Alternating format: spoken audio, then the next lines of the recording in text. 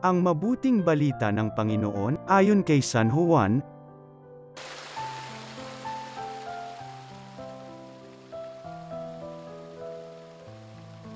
Bisperas na ng Pasko. Alam ni Jesus na dumating na ang panahon ng kanyang paglisan sa sanlibutang ito upang bumalik sa Ama.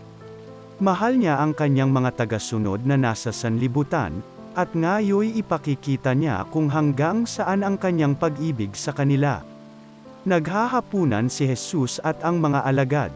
Naisilid na ng dyablo sa isip ni Judas, anak ni Simon Iscariote, ang pagkakanulo kay Jesus. Alam ni Jesus na ibinigay na sa kanya ng Ama ang buong kapangyarihan. Alam din niyang siya'y mula sa Diyos at babalik sa Diyos. Kaya't nang sila'y naghahapunan, tumindig si Jesus, naghubad ng kanyang panlabas na kasuutan, at nagbigkis ng tuwalya.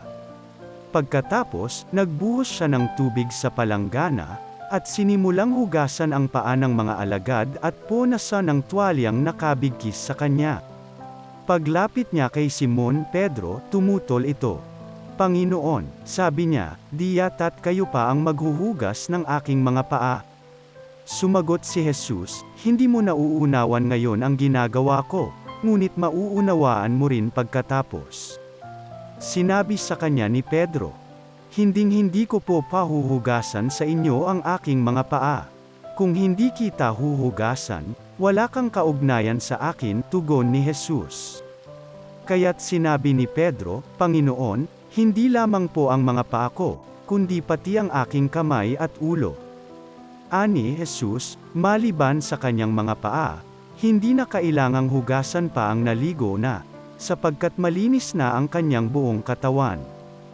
At malinis na kayo, ngunit hindi lahat.